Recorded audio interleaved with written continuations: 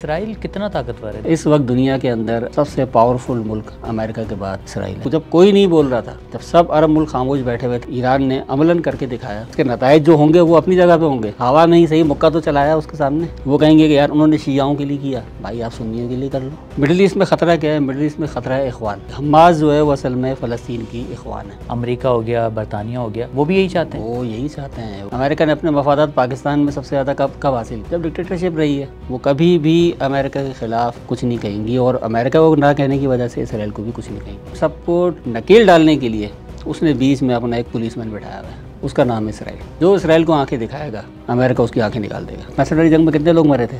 3-4 ہزار دونوں سائڈوں کو مرے ہوں گے، 3-4 ہزار۔ 42,000 لوگ مر چکے ہیں ایک سال کے اندر غزہ میں۔ جو یہ کر سکتا ہے نا، وہ امریکہ کی طرح وقت آنے پہ نیوکلیر آپشن بھی چوز کرنے میں دیر نہیں لگائے گا۔ ایران کے خلاف فل اسکیل وار اسرائیل کرے گا، کیونکہ اسے پتہ ہے کہ پاس کوئی ایسا ہتھیار نہیں ہے جو اسے روک سکے۔ اب اس کا دی اینڈ کہاں دیکھتے ہیں آپ؟ اب وہ جیت ہار وہ میٹر کرتی ہی نہیں ہے۔ آپ کا دشمن جب غلطی کر رہا ہو نا، تو اسے ٹوکے مت کبھی بھی، چاہے اسرائیل ان کا دشمن ہو، لیکن وہ کام وہ کر رہا ہے جو ان کے مفاد میں۔ وہ ایران کو نکیل ڈال رہا ہے، حماس کو نکیل ڈال رہا ہے، اخوان کو نکیل ڈال رہا ہے جو ان کے مفاد میں۔ تو اپنے ان چھوٹے چھوٹے مفادات کے لیے وہ چاہتے ہیں کہ اسرائیل موجود رہے۔ جو کام وہ نہیں کر سکتے وہ کام کوئی اور کرے۔ السلام علیکم۔ ایران نے اسرائیل پر باقاعدہ حملہ کر دیا ہے۔ 200 سے زیادہ بیلسٹک میزائل اور راکٹ فائر کیے ہیں۔ سال میں دوسری بار ایسا ہوا ہے کہ ایران نے اسرائیل پر باقاعدہ حملہ کیا ہے۔ خطہ پہلے ہی جنگ کی لپیٹ میں، تو اب آگے کیا ہونے جا رہا ہے؟ کیا اسرائیل پلٹ کر جواب دے گا، اور یہ معاملہ آخر ختم کب ہوگا؟ آج کی پوڈ کاسٹ اسی ایشو پر ہے، اور اس پر بات کرنے کے لیے ہمارے ساتھ موجود ہیں رفتار کے ایڈیٹر جناب فہد صاحب، اور سینئر صحافی بھی ہیں، اور انٹرنیشنل امور پر کافی گہری گرپ رکھتے ہیں۔ تو آئیے ان سے بات کرتے ہیں۔ السلام علیکم فہد بھائی، کیسے ہیں آپ؟ کیا حال ہے فیصل بھائی؟ فہد بھائی، بہت مشکلوں سے آج آخرکار ہم آپ کو آن کیمرہ لے ہی آئے۔ بس آپ کی نوازی، خیر محبت ہے آپ کی، آپ آ گئے۔ اچھا فہد بھائی، سب سے پہلے یہ بتائیں کہ یہ جو اب ایران نے حملہ کیا ہے اسرائیل کے اوپر، آپ کو کیا لگتا ہے کہ یہ خطہ مزید جنگ کی آگ میں جو ہے بھڑکے گا، یا یہ معاملہ کہیں رکتا ہوا نظر آ رہا ہے آپ کو؟ دیکھیں یہ جو ایریا ہے نا مڈل ایسٹ کا، یہ تقریباً 70-80 سالوں سے یہ مسلسل جنگ کی حالت میں ہے۔ آپ یہ مت سمجھیں کہ جنگ کبھی رک گئی تھی یا ہو گئی تھی، کہیں نہ کہیں بہت ہی بڑے پیمانے پہ جنگ چلتی رہی ہے۔ چاہے وہ 40s میں لیٹ 40s میں اسرائیل عرب کی جنگیں ہوں، 50s میں بھی ہوں، 60s میں بھی دونوں کی جنگیں ہوئی ہیں، یا بعد میں لبنان میں سول وار ہو، یا ایران عراق وار ہو، تو یہ سلسلہ چلتا رہتا ہے۔ پھر گلف وارز آئیں، امریکہ آ گیا، تو یہ چلتا رہتا ہے سلسلہ وہاں پہ۔ لیکن یہ جو اب جو صورتحال بنی ہے نا، یہ اس لیے بہت زیادہ خطرناک ہے کیونکہ اب انسان نے ویپنز میں بہت زیادہ ترقی کر لی ہے، اور اس سطح کے ہتھیار ایسے بن گئے کہ اگر خدا نخواستہ جنگ چھڑتی ہے تو اس کے اثرات بہت زیادہ بھیانک ثابت ہوں گے، اور وہ اس میں اموات جو ہے نا، پھر وہ یہ ہزاروں سینکڑوں میں نہیں رہیں گی۔ اور اگر اور ملک انوالو ہوتے ہیں، جس کا امکان تو خیر بہرحال کم ہے، لیکن یہ کہ وہ اس آگ کو روکنا کسی کے بس میں نہیں ہوگا، جنگل کی آگ کی طرح وہ پھیل جائے گی۔ ابھی تو تازہ ترین جو ڈیولپمنٹ ہوئی ہے مڈل ایسٹ میں، کہ پچھلے سال حماس نے غزہ میں جو معاملات ہوئے، اور ایک سال کے اندر جو کچھ غزہ کے اندر ہوا، حقیقت تو یہ ہے کہ ایک سال تک اتنا معاملہ پڑنا ہی نہیں چاہیے تھا۔ تو 42,000 پلس ڈیتھس ہوئی ہیں غزہ کے اندر، اتنا چھوٹا سا علاقہ ہے وہ۔ تو وہاں پر جو کچھ ہوا اس کے بعد تو اور جو ارد گرد کے ممالک ہیں ان کو تو اس معاملے میں کود کے اس کو جلد از جلد ٹھنڈا کرنا چاہیے تھا، لیکن کسی کی کوئی دلچسپی آپ کو نظر نہیں آئی سوائے ایران کے۔ ایران نے اس معاملے کو لازمی بات ہے ٹھنڈا تو ہو نہیں سکتا تھا، تو اور گرم کر دیا۔ فہد بھائی، تو ایران کا ایسا کیا انٹرسٹ ہے مطلب اس خطے میں؟ کیونکہ دیکھیں مڈل ایسٹ میں تو سعودی عرب بھی ہے نا، سعودی عرب بھی ہے اور آس پاس کے ممالک ہیں، تو ایران ہی کیوں مطلب اس کے اوپر جو ہے وہ جواب دیتا ہے؟ چاہے حماس کی کارروائی ہو، اس کے بعد بھی ایران کچھ اسرائیل ایران میں کچھ کرتا ہے، اسرائیل تو اور ملکوں میں بھی کارروائیاں کرتا رہا ہے نا، تو ایران ہی کیوں مطلب جواب دیتا ہے؟ اس کا کیا ریزن ہے؟ ان کی کوئی پرانی وہ ہے کچھ؟ نہیں، اس کا جواب جو ہے نا بڑا دلچسپ ہوگا۔ اس کی وجہ یہ ہے کہ مڈل ایسٹ بدقسمتی سے بادشاہت اور اس طرح کی آمرانہ حکومتوں کے شکنجے میں، آپ سعودی عرب سے سٹارٹ کریں، یو اے ای چلے جائیں، قطر، بحرین، کویت، اور یہ آپ کا لبنان اور جارڈن، ایجپٹ، سب جگہ پہ بادشاہت ہے یا ڈکٹیٹرشپ ہے۔ اپنی نہاد میں بادشاہت اور ڈکٹیٹرشپ جو ہوتی ہے نا، وہ ایک کمزور حکومت ہوتی ہے، اس کو خطرہ ہوتا ہے کہ میں ایک فرد یا ایک خاندان کسی جگہ اقتدار پہ قبضہ کر کے بیٹھا ہوا ہوں، وہ کسی بھی وقت جس چیز کو جواز بنا کے میں حکومت میں آیا ہوں، اسی چیز کو جواز بنا کے کوئی بھی مجھے کسی وقت لڑکا کے حکومت پہ قبضہ کر سکتا ہے. تو وہ ہر وقت خوف کی اس میں ہوتی ہے، تو اس کو ہر وہ خطرے کو ختم کرنے کی کوشش کرتی ہے. مڈل ایسٹ میں خطرہ کیا ہے؟ مڈل ایسٹ میں خطرہ ہے اخوان. مصر کی ایک تنظیم ہے بہت پرانی. اخوان نے جو ہے مصر میں بہت ہولڈ رکھا ہے ایک زمانے میں، اور بعد میں یہ پھیلتی چلی گئی. ہر مڈل ایسٹ کے ملک میں اخوان کسی نہ کسی سطح پہ موجود ہے. اور مصر میں جب پہلی بار انتخابات ہوئے آج سے کچھ 10-12 سال پہلے، تو پہلی بار انتخابات میں بھی اخوان جیت گئے. یعنی کہ ان کے اندر اتنا اثر و رسوخ ہے. اخوان نہیں چاہتے، کوئی بھی مڈل ایسٹ کی گورنمنٹ اخوان کو نہیں چاہتی، کیونکہ عوام کے اندر ان کی جڑیں ہیں. جب بھی موقع ملا عوام کو اقتدار کا، اخوان حکومت میں آ جائیں گے، اور جب حکومت کے لیے خطرہ ہو تو حکومت ہر اس پارٹی کو ختم کرے گی. حماس جو ہے وہ اصل میں فلسطین کی اخوان ہے. تو سر یہ جو ویسٹرن ممالک ہیں جو جمہوریت کے اتنے بڑے چیمپئن بنتے ہیں، امریکہ ہو گیا، برطانیہ ہو گیا، تو ان لوگوں کو بھی یہ ڈکٹیٹرشپ اور یہ بادشاہت جو ہے وہ سوٹ کرتی ہے؟ وہ بھی یہی چاہتے ہیں؟ وہ یہی چاہتے ہیں. وہ پورے مشرق وسطیٰ میں، وہ ہمارے پاکستان کے اندر کیا چاہتے ہیں؟ امریکہ نے اپنے مفادات پاکستان میں سب سے زیادہ کب حاصل کیے؟ جب ڈکٹیٹرشپ رہی ہے. اس نے ایران میں اپنے مفادات کب حاصل کیے؟ انقلاب سے پہلے جب بادشاہ تھا. اس نے عراق کے اندر اپنے مفادات کب حاصل کیے؟ اس نے کویت کے اندر اپنے مفادات کب حاصل کیے؟ سعودی عرب، یمن، جو ملک آپ اٹھا کے دیکھ لیں، جہاں بھی آپ دیکھیں گے اٹھا کے، امریکہ نے اپنے مفادات اسی وقت حاصل کیے جب وہ ڈکٹیٹرشپ ہے. وہ ایک بندے سے ڈیل کرنا چاہتا ہے، وہ ان پارلیمنٹ کے رفڑوں میں، ان سب چیزوں میں پڑھنا ہی نہیں چاہتا. وہ کہ امریکہ نے ایک بات بولی، اچھا ہم پارلیمنٹ میں بات کریں گے، اچھا سینٹ میں بات ہو رہی ہے، اب یہ ہو رہی ہے، نہیں جی قرارداد منظور نہیں ہوئی، فلاں نہیں ہوئی. اتنے لمبے بگھیڑے میں نہیں پڑھنا امریکہ نے. امریکہ ایک کام کرنا چاہتا ہے، اس کو فوراً ایک بندہ چاہیے، مجھے بتاؤ بات کس سے کرنی ہے، جو مینیجیبل ہو. تو وہ اس کو وہ آپ دیکھیں اٹھا کے شروع کر دیں، مراکز سے لے کر آپ یہاں تک آ جائیں پاکستان تک. شاید ہی کوئی آپ کو ایک ملک ملے جہاں کے جس میں جمہوریت ہو. تو وہ امریکہ اسی طریقے سے ڈیل کرتا ہے. اور ان سب کو نکیل ڈالنے کے لیے اس نے بیچ میں اپنا ایک پولیس مین بٹھایا ہوا ہے، اس کا نام ہے اسرائیل. اور جو اسرائیل کو آنکھیں دکھائے گا، امریکہ اس کی آنکھیں نکال دے گا. جمہوریت کے نام پر ایک ملٹری اسٹیٹ بیچ میں بنی ہوئی ہے جو قبضہ کر کے بیٹھی ہوئی ہے، اور اس کا کام یہ ہے کہ اپنے قبضے کو بغیر کسی جواز کے، جواز دینے کی بھی ضرورت نہیں ہے اس کو. وہ کہتا ہے مذہبی جواز کیا ہوتا ہے کہ 5000-3000 سال پہلے میرے آبا و اجداد کی سرزمین تھی یہ. تو فہد بھائی اسرائیل کتنا طاقتور ہے؟ دیکھیں کوئی ایک ملک ہوتا ہے تو اس کی کوشش یہ ہوتی ہے کہ وہ ایک وقت میں ایک ہی جنگی محاذ کھولے نا. حماس کے ساتھ بھی اس کا کھلا ہوا ہے، ادھر لبنان میں بھی کھول لیا، اب وہ ایران کا بھی وہ کر رہا ہے. تو کتنا پاورفل ہے یہ، ایک اتنا چھوٹا سا ملک ہے تو اتنی ساری جگہ پہ کیسے ڈیل کر رہا ہے سر؟ آپ نے اگر اسرائیل کی ملٹری ہسٹری اگر آپ نے پڑھی ہے تو 67 میں ایک وار ہوئی تھی، 6 ڈیز وار. بالکل 6 ڈیز وار میں 6 دن کے اندر اسرائیل نے تمام عرب ملکوں کی مشترکہ فوج کو شکست دی تھی، اور اس نے شام اور مصر کی ایئر فورس کو بغیر ایک جہاز اڑائے تباہ کر دیا تھا. کسی کا ایک جہاز بھی نہیں اڑ سکا. اتنی بڑی ملٹری پاور ہے اسرائیل.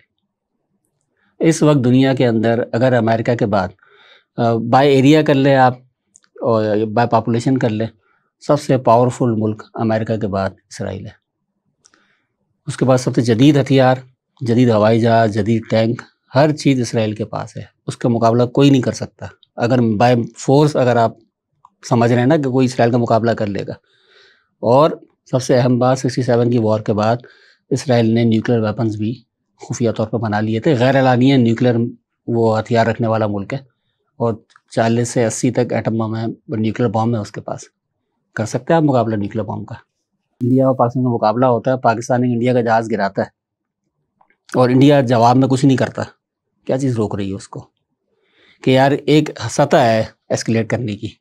اس سے زیادہ معاملہ اگر گیا تو معاملہ بگڑ بھی سکتا ہے، ایٹمی جنگ ہو سکتی ہے. ٹھیک ہے نا، ہو یا نہ ہو لیکن خطرہ تو ہے نا. تو اس ریڈ لائن کو کراس نہیں کرنا میں نے. بس ٹھیک ہے ہو گیا، ٹھیک ہے برابر ہو گیا، چلو بھائی ختم ہو گیا. اسرائیل کے ساتھ کون ایسکلیٹ کرنا چاہے گا؟ کوئی اس مقابلے کا ہے ہی، کوئی اس مقابلے کا ہے ہی نہیں. اب ایران کے معاملے کی تو سگنیفیکینس جو ہے نا اسی لیے بہت زیادہ بڑھ جاتی ہے کہ آپ نے پتہ نہیں دیکھی یا نہیں دیکھی، میں نے گاندھی فلم دیکھی ہے. گاندھی فلم میں ایک سین ہے کہ گاندھی جی ساؤتھ افریقہ میں ہیں اور وہاں پر نئی وکالت شروع کی ہے یہ. تو وہاں ان کو پتہ چلتا ہے کہ انڈین جو ہیں، جو انڈین نژاد ساؤتھ افریقن ہیں، ان کو ایک پاس رکھنا پڑتا ہے اپنے پاس ہمیشہ. ٹھیک ہے. تو وہ ان کو یہ کیا چیز ہے؟ ہم نے کہا یہ یار بس یہ امتیازی سلوک ہوتا ہے ہمارے ساتھ یہاں پہ. بولا اس پاس کی ضرورت نہیں ہے. کیا گورے رکھتے ہیں؟ انہوں نے بولا نہیں گورے تو نہیں رکھتے. کہہ رہے جب گورے نہیں رکھتے تو ہم بھی اس ملک کے شہری ہیں یار, ہم کیوں رکھتے ہیں یہ پاس؟ تو انہوں نے کہا کہ ہم جو ہے مظاہرہ کریں گے امتیازی سلوک کے خلاف کہ انڈینس کو بھی برابر کا شہری سمجھا جائے. وہ ایک مظاہرہ کرتے ہیں. اس مظاہرے کے دوران گاندھی جی جو ہے اپنا پاس نکالتے ہیں اور کہتے ہیں کہ میں ساؤتھ افریقہ اس ملک کا برابر کا شہری ہوں اور اس پاس کو میں آگ میں جلا دیتا ہوں. تو وہ جو پولیس وہاں موجود ہوتی ہے وہ اسٹیج پہ آگے قبضہ کر لیتی ہے اور کہتی ہے کہ یہ پاس گورنمنٹ کی ملکیت ہے اور کسی بھی بندے کو حق حاصل نہیں ہے کہ گورنمنٹ کی ملکیت کو خراب کرے. جس نے بھی پاس اپنا پھاڑنے کی یا جلانے کی کوشش کی پولیس اس کو گرفتار کر لے گی. گاندھی جی جو ہے ان کو پتہ تھا یہاں کیا ہونے والا ہے. انہوں نے سب جتنے بھی مظاہرے چھوٹا سا مظاہرہ تھا لوگوں کے پاس اپنے پاس لے کے رکھ لیے تھے. انہوں نے ایک اور پاس جلا دیا. جلایا تو اس نے اس کو ڈنڈا مارا پولیس والے نے گاندھی صاحب کو. ہاتھ ان کا ٹوٹ گیا. انہوں نے دوسرے ہاتھ سے ایک اور پاس ڈال دیا. اس نے منہ پہ ڈنڈا مارا. گاندھی جی گر گئے, بے ہوش ہو رہے تھے. بے ہوش ہونے سے پہلے انہوں نے ایک اور پاس اٹھایا اور اس کو آگ میں جلایا اور بے ہوش ہو گئے. کوئی سگنیفیکینس نہیں ہے بظاہر. کیا سگنیفیکینس ہے؟ کیا مقابلہ کر سکتے ہیں ڈنڈے کا, بندوق کا؟ لیکن وہ جو سب سے اہم مجھے چیز لگتی ہے نا, وہ جو آخری پاس انہوں نے بے ہوش ہونے سے پہلے ڈالا ہے نا, ایران نے وہ کیا کہ انہوں نے یہ دکھایا ہے کہ یار زیادہ سے زیادہ کیا ہوگا اسرائیل کا 98% 99% میزائل ضائع ہو جائیں گے. ایران کا جو اسرائیل کا جو ایئر ڈیفنس سسٹم ہے, میزائل ڈیفنس, وہ اتنا مضبوط ہے, کچھ بھی نہیں ہوا, کوئی بہت زیادہ نقصان نہیں ہوگا. اسرائیل تو کہہ رہا ہمارا جانی نقصان ہی نہیں ہوا, کوئی بندہ نہیں ہوا, ایک بندہ زخمی ہوا ہے. ٹھیک ہے, لیکن یہ تو سگنیفیکینس ہے اس کی کہ یار جب کوئی نہیں بول رہا تھا, جب سب عرب ملک خاموش بیٹھے ہوئے تھے, مصر برابر میں اسرائیل کے, مصر پڑوسی ہے, لبنان پڑوسی ہے, شام پڑوسی ہے, اردن پڑوسی ہے, ارد گرد سعودی عرب, عراق, یہ سب ممالک ہیں. جب کوئی اسرائیل کو اس بدماشی پہ کچھ نہیں کہہ رہا تھا کہ اس نے غزہ میں 1 سال کے اندر ہزاروں بچے قتل کر دیے, 42-45 ہزار لوگوں کو جان سے مار دیا, اس پر کوئی سوائے مذمت کے لفظ کی اہمیت ہی ختم کر دی, کوئی کچھ کہنے کو تیار نہیں ہے. لیکن ایران نے عملاً کر کے دکھایا کہ یار اب اس کے نتائج جو ہوں گے وہ اپنی جگہ پہ ہوں گے, مگر ہمت دکھائی, ہمت جو ہے نا وہ دکھائی ہے. اور یہ سب کے لیے جو ہے نا ایک طرح سے لعنت بھی ہے تمام عرب ملکوں کے اوپر کہ چلو ٹھیک ہے آپ بول دو گے کہ یار کچھ بھی نہیں ہوا. بھائی کچھ بھی نہیں ہوا, کیا تو ہوا میں ہی صحیح, مکہ تو چلایا اس کے سامنے.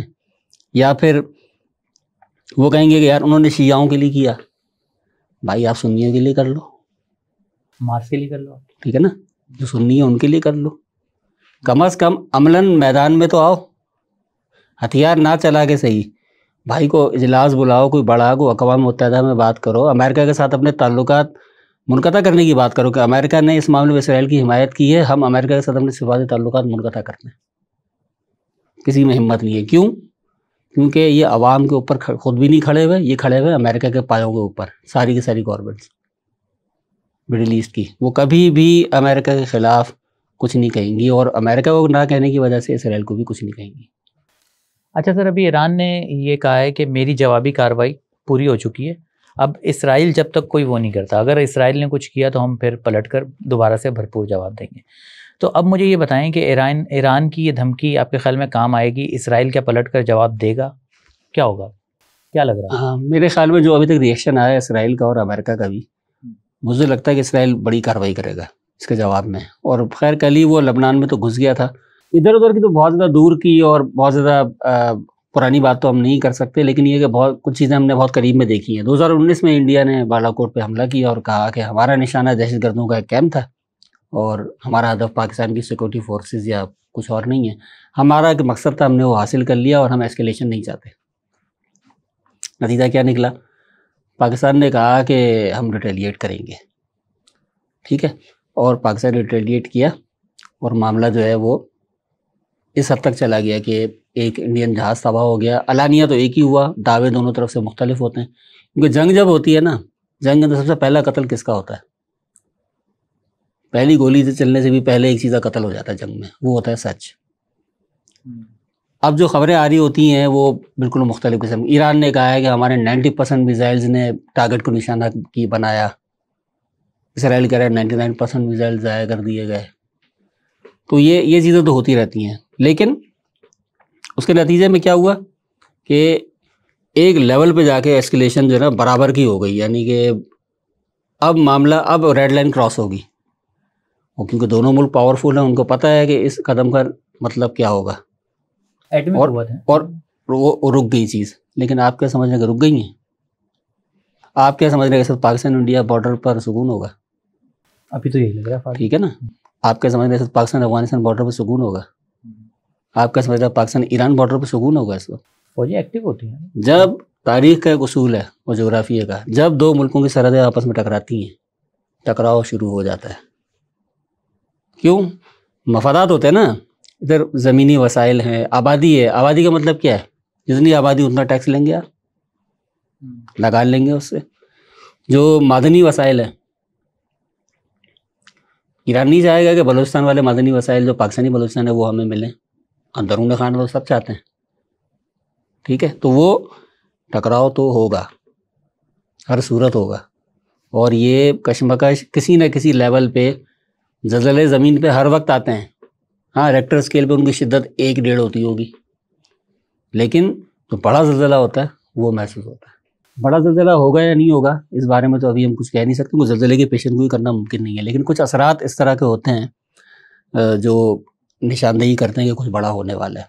اگر اس موقع پہ کوئی بھی دوسرا ملک وہ قدم اٹھاتا ہے تو یہ ایسکیلیٹ کر جائے گی چیز بہت زیادہ۔ اسرائیل کو جو بڑے بڑے خطرات تھے ماضی میں وہ تو ختم ہو گئے، ڈیفیوز کر دیے۔ مصر تھا بڑا خطرہ، اردن تھا، یا لبنان کسی حد تک کہہ سکتے ہیں آپ، عراق تھا، عراق بہت بڑا خطرہ تھا ایک زمانے میں اسرائیل کے لیے، اور عراق ایٹمی پاور حاصل کرنے کی بھی کوشش کر رہا تھا، اور عراق کی ایٹمی پلانٹ جو ہے نا اسرائیل نے خفیہ کارروائی میں ایئر اسٹرائک کے ذریعے تباہ کیے تھے، تو وہ تب سب ڈیفیوز ہو گئی ہیں۔ لیکن پھر بھی کچھ کہہ نہیں سکتے اس سچویشن میں نا۔ فی الحال تو ایران اکیلا ہے، اور اکیلے ایران کو کسی کی مدد حاصل نہیں ہے۔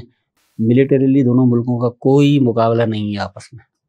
اسرائیل بہت پاورفل ہے، ایران کے پاس کچھ بھی نہیں ہے۔ ایران کے پاس جو بھی جہاز ہیں یا جو بھی چیزیں ہیں وہ بہت پرانی ہیں، آؤٹ ڈیٹڈ ہے۔ وہ شاہ کے زمانے کے فائٹر F-5 اور F-14 یوز کرتا ہے، یعنی کہ 79 میں ایران پر پابندی لگی ہے، تو 79 میں ان کے پاس جو پرزے تھے یا جو جہاز تھے وہی ہیں۔ آج ہم 2024 میں بیٹھے ہیں۔ کچھ لوگ کہیں گے کہ عددی برتری ایران کو حاصل ہے، تو بالکل حاصل ہے، لیکن عددی برتری تو بھائی تو نارتھ کوریا بھی دنیا کے ٹاپ 5 فوجوں میں سے ایک ہے۔ 1000 سال پرانی بات نہیں ہو رہی ہے کہ عددی برتری کی بنیاد پہ آپ جنگ کا فیصلہ کریں۔ اب ٹیکنالوجی اور باقی سب چیزیں بہت زیادہ اہمیت رکھتی ہیں۔ اسرائیل کو 2 ایڈوانٹیج نیوکلیر ویپن کے علاوہ ایسے بھی حاصل ہے جو دوسرے ملکوں کو نہیں ہے۔ ایک تو یہ تو ٹیک جو ہے، ان کی ہائی ٹیک ویپن ہیں سارے۔ دوسرا ان کو انٹیلیجنس میں جو وہ حاصل ہے نا، آپ نے دیکھا ہوگا ابھی انہوں نے لبنان میں کیا کیا ہے، کہ وہ جو پیجر والا معاملہ تھا یا واکی ٹاکیز والا معاملہ، آپ دیکھیں نا کتنا بڑا انٹیلیجنس فیلئر رہی ہے۔ ایران کی کتنی بڑی ناکامی ہے کہ وہ اپنی کسی پراکسی کی حفاظت نہیں کر سکا، اور اتنا بڑا انٹیلیجنس فلمی سین لگتا ہے نا، دیکھیں بالکل، کہ اس کو سب پتا تھا کہ یہ لوگ کہاں جا رہے ہیں، کہاں منتقل ہو رہے ہیں، یہ لوگ موبائل یوز نہیں کر رہے، کیا یوز کر رہے ہیں، پیجر یوز کر رہے ہیں۔ پیجر کہاں سے خرید رہے ہیں؟ کمپنی بنی اس کے نام سے، ٹھیک ہے، وہ سب کچھ کر کے انہوں نے ایک وقت پہ آ کے اپنی وہ کارروائی کی، اور ایک ایک بندہ جو ان کا تھا ان کو ڈائریکٹ ہٹ کیا۔ پھر انٹیلیجنس فیلئر آپ کو اور بھی بہت سارے نظر آئیں گے۔ ایران کے صدر کا جو ہیلی کاپٹر حادثہ ہوا، مجھے تو وہ بھی لگتا ہے کہ اس میں بھی کوئی نہ کوئی اسرائیل کا ہاتھ ہے۔ پھر جو حماس کے رہنما تہران میں، یار وہ قطر میں تھے تو محفوظ تھے، ہاں کئی جگہ گئے وہ اس سے پہلے، ٹھیک ہے نا، تہران گئے، تہران میں محفوظ نہیں رہے۔ وہ انٹیلیجنس فیلئر نہیں ہے۔ آج کل کی جنگ تو آدھی جنگ تو انٹیلیجنس کے ذریعے جیتتے ہیں آپ۔ اس میدان میں اسرائیل کی پہنچ اتنی ہے، اور یہ ایسا نہیں ہے ابھی سے، یہ ماضی میں بھی اسرائیل کی ہمیشہ ایک انٹیلیجنس کے لحاظ سے ایک ایج حاصل رہا ہے اپنے دوسرے ملکوں کے اوپر۔ ایک بندہ اسرائیلی جاسوس موساد کا، وہ ایک زمانے میں شام میں اس ہائی لیول پہ چلا گیا تھا کہ وہ نائب وزیر بننے والا تھا شام کی ڈیفنس کے، وزیر وزارت دفاع میں۔ اچھا، اور وہ بندہ انہوں نے کتنے سالوں میں تیار کیا، اس کو ارجنٹینا بھیجا، کیونکہ جو حزب اختلاف کی پارٹی تھی اسرائیل کی، شام کی، وہ ملک بدر تھی، بڑے حالات خراب تھے ان کے لیے۔ اس نے وہاں جا کے اس پارٹی میں انفلوئنس پیدا کیا ارجنٹینا میں، اور جب اس پارٹی کی گورنمنٹ آئی تو اس پارٹی کے لوگ اس کو اپنے ساتھ اتنا انفلوئنس پیدا کر چکا تھا کہ اپنے ساتھ اس کو لے آئے۔ اور وہ شامی کی حیثیت سے تھا کہ میں بھی شام کا ہوں، یہ وہ شام میں رہا، اس نے اندر تک انفلوئنس حاصل کیا، وہ بڑی بڑی میٹنگ میں بھیجتا تھا اور ہر میٹنگ کی کیا فیصلے ہو رہے ہیں ساری کارروائیاں اسرائیل کو بتاتا تھا، اور اس کی وجہ سے کئی آپریشن موساد کے اور اسرائیلی فوج کے کامیاب ہوئے، بالآخر پکڑا گیا وہ ایک الگ کہانی ہے کہ اس کو بعد میں پھانسی سر عام پھانسی دے دی گئی تھی. لیکن آپ دیکھیں نا 60-70s کے اندر اتنی انٹیلیجنس ناکامی کہ ایک بندہ اس حد تک انوالو ہے شام کے معاملات کے اندر اور ان کو پتہ نہیں تھا کہ اصل میں موساد کا ایجنٹ ہے. سیدھی سی بات ہے، ہم بہت پیچھے رہ گئے ہیں، مسلم دنیا انٹیلیجنس میں ٹیک میں بہت پیچھے، مقابلہ نہیں کر سکتے. اسرائیل کی جہاں بہت ساری کامیابیاں ہیں انٹیلیجنس کے میدان میں، وہیں کچھ ناکامیاں بھی ہیں. مثال کے طور پہ وہ غزہ میں جو بندے پکڑے گئے، ان کے جو ہوسٹیجز ہیں، ان پہ تو بہت ساروں کو آج تک آزاد نہیں کرا پائے. وہ غزہ کے اندر جو لیڈرشپ ہے، غزہ سے باہر لیڈرشپ ہے، اس کو ایلیمینیٹ نہیں کر سکے حماس کی لیڈرشپ کو. لیکن جو دوسرے ملک ہیں، لبنان ہے، لبنان کے انٹیلیجنس فیلئر آپ نے دیکھ لیا کہ نہ صرف تمام اہم اراکین کو مار دیا گیا حزب اللہ کے، بلکہ حسن نصر اللہ تک کو مار دیا گیا. تو یہاں اس کی وجہ کیا ہے؟ ان کو کچھ لوگ اویلیبل ہیں یا کچھ اور ہے. آپ کو پتہ ہوگا ایک مشہور واقعہ ہے جسے کہتے ہیں صابرہ و شتیلہ میسیکر. یہ لبنان میں بیروت کے باہر ایک آبادی تھی فلسطینی مہاجرین کی، جو 1948 میں ہجرت کر کے فلسطین سے بیروت چلے گئے تھے. وہاں پر بعد میں ایک میسیکر ہوا تھا، اور وہ ایک لوکل پارٹی نے کیا تھا، ایک رائٹ ونگ کی پارٹی تھی، کرسچن پارٹی. اس نے اسرائیل کی فوج کے ساتھ مل کے ایک آپریشن کیا، اور اس کے نتیجے میں 3,500-4,000 فلسطینیوں کو شہید کر دیا گیا. تو اس طرح کے لوکل کچھ لوگ اویلیبل ہوتے ہیں، تبھی اس طرح کی کارروائیاں ہوتی ہیں. جہاں پہ اویلیبل نہیں ہیں وہاں ان کو کوئی کامیابی نہیں اسٹرگل کرنا پڑتا ہے. تو فہد بھائی، اگر ہم مسلم ملکوں کی بات کریں جو طاقتور ملک ہیں، جیسے پاکستان کو عالمی دنیا میں تو ایک طاقتور ملک جانا جاتا ہے، ایٹمی قوت ہے، اسی طرح ترکی ہے. افواج کی بات ہوتی ہے تو سعودی عرب کا بھی نام آتا ہے، گو کہ وہ سارا ڈیپینڈنٹ ہے امریکہ پہ. مگر سر یہ بڑے ملک تو ہیں نا فوجی قوت، تو ان ممالک کو آپ کیسے دیکھتے ہیں؟ ترکی جو ہے نا، وہ ہو سکتا ہے گو کہ وہ نیٹو کا ممبر ہے، اور امریکہ کی بہت بڑی بیس ترکی کے اندر ہے نیٹو فورسز کی. لیکن ترکی ماضی میں بھی کرتا رہا ہے. 2010 میں آپ کو یاد ہوگا غزہ فریڈم فلوٹیلا ایک قافلہ گیا تھا، کیونکہ 2005 میں اسرائیل جو ہے نا وہ غزہ پر ہولڈ رکھتا تھا. 2005 میں اسرائیل نے اپنی افواج سب ہٹا لی اور غزہ کو ایسے ہی چھوڑ دیا کہ ہم اس کے معاملات نہیں چلائیں گے. اس کے بعد 2007 میں یا الیکشن میں حماس جیتے شاید 2007 میں، لیکن جو بلاکیڈ کیا اسرائیل نے ہر طرف سے، اس کا نیول بھی، زمینی راستے، سمندری راستے سب بند کر دیے، کسی کو آنے کی اجازت نہیں ہے. تو بہت برا حال ہونے شروع ہوا غزہ میں. تب غزہ کے عوام کی مدد کے لیے ایک قافلہ آیا، بحری قافلہ، جسے فریڈم فلوٹیلا کے نام سے، ترکی کی طرف سے. جب یہ سرحدی حدود کے قریب پہنچا تو اس کو منع کیا اسرائیل نے کہ آپ اندر داخل نہ ہوں. یہ تو امدادی سامان لے کر آ رہے تھے، یہ آئے. پھر بھی اسرائیل نے اپنے کمانڈوز اتارے، 10 لوگوں کو مارا اور بہت سارے لوگ زخمی ہوئے. جہاز قبضے میں لے لیے، سارا امدادی سامان قبضے میں لے لیا.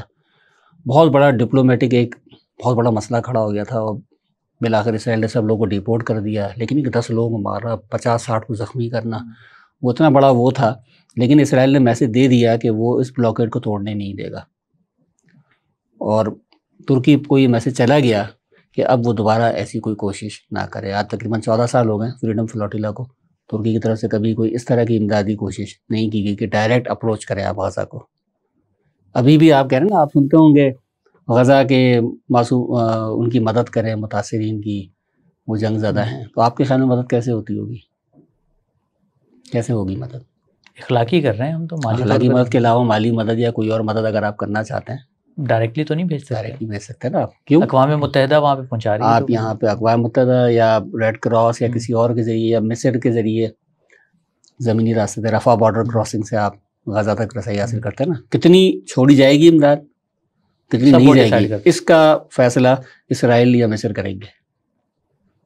تو وہ علاقہ اتنا سا ہے، وہ علاقہ یعنی کہ آپ اندازہ لگا لیں غزہ کتنا سا ہے، 350 مربع کلومیٹر ہے شاید. اور یہ ایسا ہے جیسے ماری پور سے لے کر پورٹ قاسم تک کی ساحلی پٹی کراچی کی نکال لیں آپ. اچھا. تو یہ اتنی پٹی ہے. اس ایک کچھ جگہوں پہ تو 6 کلومیٹر چوڑی ہے، صرف 6 کلومیٹر چوڑی. اور اس جگہ پر آبادی کتنی ہے؟ دنیا کے گنجان آباد ترین علاقوں میں سے ایک ہے غزہ. اور حالت یہ 75% لوگ بے روزگار ہیں. 80% لوگ جو ہے وہ غربت کی زندگی گزارتے ہیں. کوئی بنیادی سہولتیں نہیں ہیں وہاں پہ.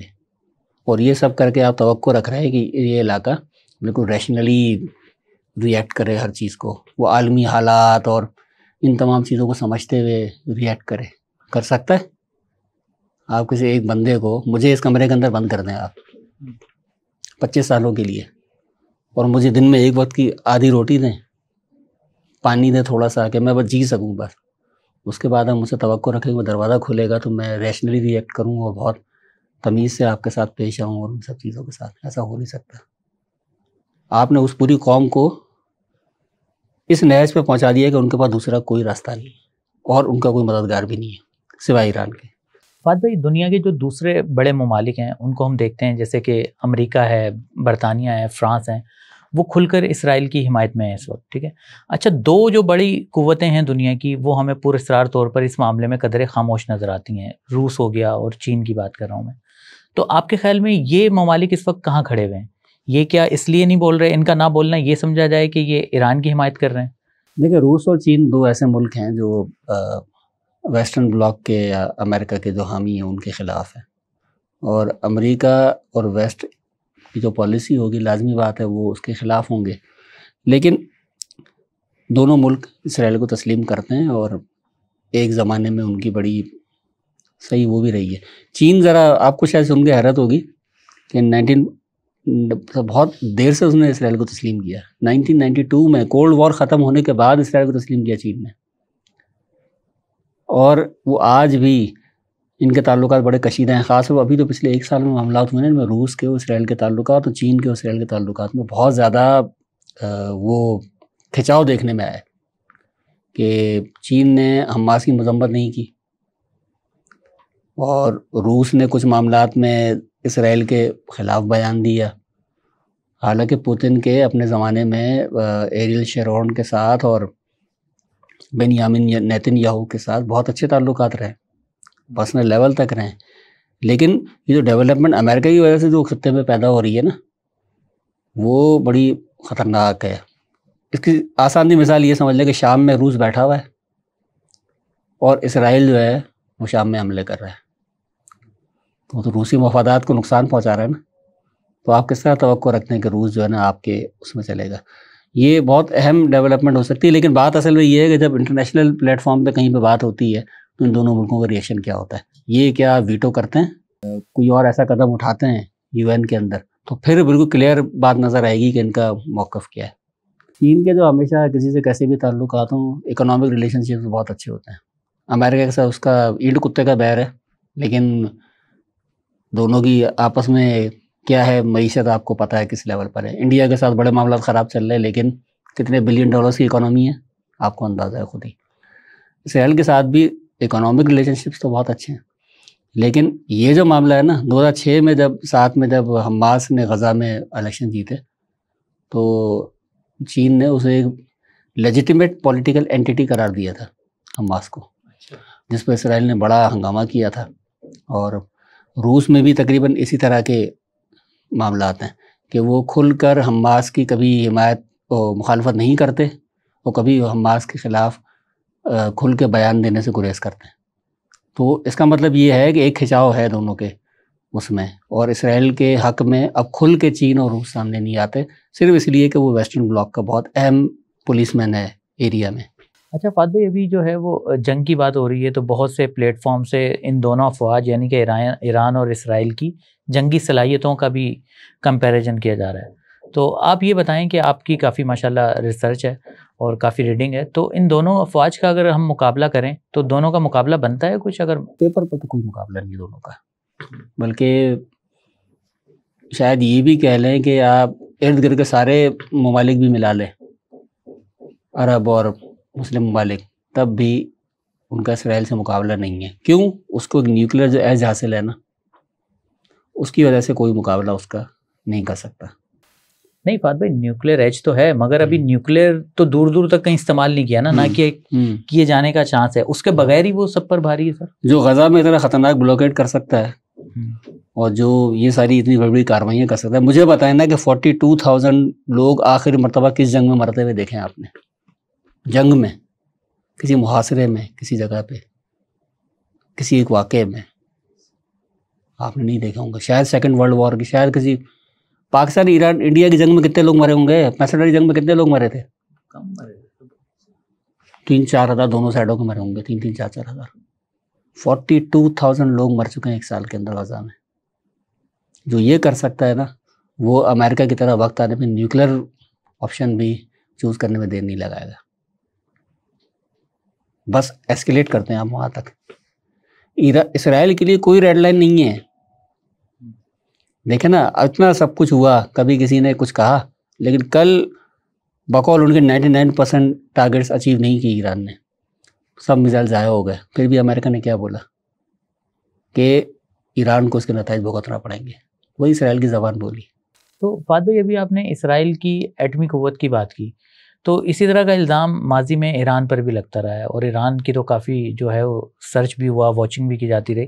تو آپ کو لگتا ہے کہ ایران بھی جو ہے وہ یہ صلاحیت حاصل کرنے کی اب بھی کوشش کر رہا ہوگا؟ ایران تو بہت عرصے سے کر رہا ہے لیکن وہ کر نہیں پایا نا. اس کی بہت ساری وجوہات ہیں. اس کی بہت ساری وجوہات یہ ہیں کہ پاکستان نے اسی لیے حاصل کر لی کہ پاکستان کے اوپر کوئی معاشی پابندی نہیں تھی. پاکستان میں معاشی پابندیاں تب لگی جب پاکستان نے حاصل کر دھماکہ کر لیا. اس سے پہلے جو بھی ہو رہا تھا چھپا کے ہو رہا تھا اور کسی کو پتہ نہیں تھا کیا ہو رہا ہے، یا پتہ تھا بھی تو اس سے آنکھیں بند کی. ایران تو ٹوٹلی نظروں میں ہے نا، اور ایران میرے خیال میں چاہے بھی تو نہیں کر سکتا. کیونکہ اگر ایران نیوکلیر کیپیبل ہو جاتا ہے تو بہت ہی خطرناک ڈیولپمنٹ ہوگی ریجن کے اندر. اس سے زیادہ خطرناک ڈیولپمنٹ کوئی اور، کیونکہ نیوکلیر ویپن جو ہے نا آپ کو ایک کانفیڈنس دیتا ہے. آپ نے گن پوائنٹ پہ رکھا ہوا ہے کسی کو، اب آپ کو پتا ہے کہ وہ جو بھی موو کرے گا وہ کیلکولیٹڈ موو ہوگی.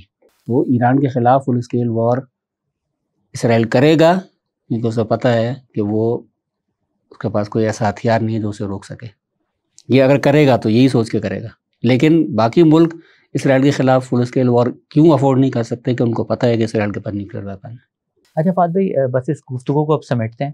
مجھے یہ بتائیں کہ تھوڑی سی ہسٹری بتائیں کہ کیا یہ ایران اور اسرائیل کا جو یہ کانفلکٹ ہے یہ کب سے ہے؟ یہ مطلب جب ایرانی انقلاب آیا اس سے پہلے کا چلتا آ رہا ہے؟ اس سے پہلے تو سننے میں دوست تھے یہ لوگ، تو یہ پھر آخر کیا ہوا کہ اب یہ اتنے جانی دشمن ہوئے؟ 48 میں جب تقسیم کا فارمولہ پیش کیا گیا نا فلسطین اور اسرائیل کو بنانے کا اقوام متحدہ میں، تو 33 لوگوں نے اس کی حمایت کی تھی اور 13 ملکوں نے مخالفت کی تھی.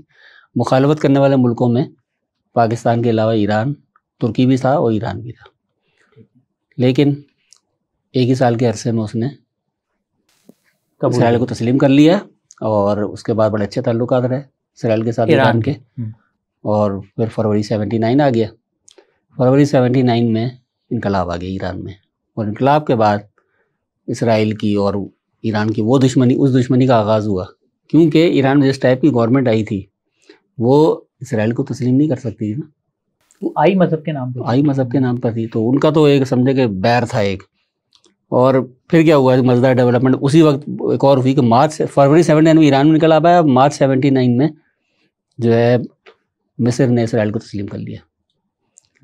اور اس کے بعد 81 میں انور سادات جو مصر کے صدر تھے ان کو ایک فوجی ٹولی نے جو ان کے اس فیصلے کے خلاف تھی انہوں نے قتل کر دیا. جس بندے نے انور سادات کو قتل کیا اس کا نام تھا خالد اسلامبولی.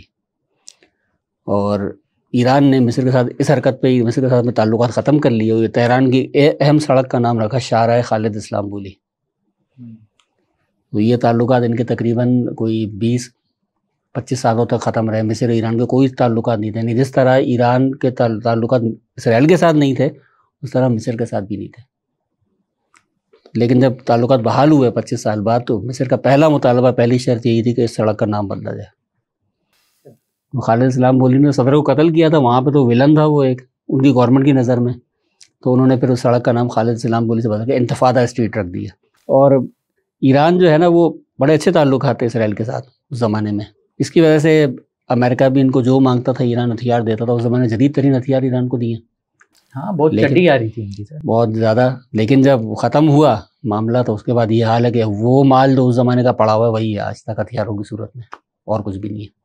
اچھا فہد بھائی لاسٹ کوشچن، مجھے یہ بتائیں کہ ویسے تو یہ خطہ کئی دہائیوں سے جنگ کی لپیٹ میں ہے، مگر اب یہ جب سے ایکسیلریٹ ہوا ہے، جب سے حماس نے یہ حملہ کیا تھا، تو یہ اب اس کا دی اینڈ کہاں دیکھتے ہیں آپ کو کیا لگتا ہے کہ یہ معاملہ کہیں نہ کہیں آ کر تو سمٹنا ہوتا ہے نا، یا پھر بہت زیادہ بڑھنا ہوتا ہے، تو اب یہ کہاں آ کر سمٹے گا آپ کو لگ رہا ہے؟ اب وہ جیت ہار وہ میٹر کرتی ہی نہیں ہے. جس نہج پہ چلا گیا اسرائیل کا معاملہ، وہ اس پہ چلا گیا ہے کہ اب صرف جو اس کو تنگ کرے گا وہ ہیرو ہے، اور جو تنگ نہیں کرے گا وہ اس کے ساتھ ہے. تو یہ حزب اللہ، لبنان، ایران یہ تنگ کرتے رہتے ہیں اس کو، اور کرتے رہیں گے. یعنی مسلم ممالک میں اتنی بھی ہمت نہیں ہے کہ ہم صرف اس کو تنگ ہی کر سکیں اسرائیل کو. وہ کرنا بھی نہیں چاہتے نا.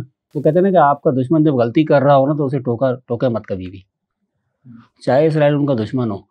لیکن وہ کام وہ کر رہا ہے جو ان کے مفاد میں. وہ ایران کو نکیل ڈال رہا ہے جو عربوں کے مفاد میں، جو وہ حماس کو نکیل ڈال رہا ہے، اخوان کو نکیل ڈال رہا ہے جو ان کے مفاد میں. تو اپنے ان چھوٹے چھوٹے مفادات کے لیے وہ وہ چاہتے ہیں کہ اسرائیل موجود رہے. جو کام وہ نہیں کر سکتے وہ کام کوئی اور کرے. چلیں بہت شکریہ فہد بھائی، انشاءاللہ دوبارہ بھی آپ سے ملاقات ہوگی. Thank you.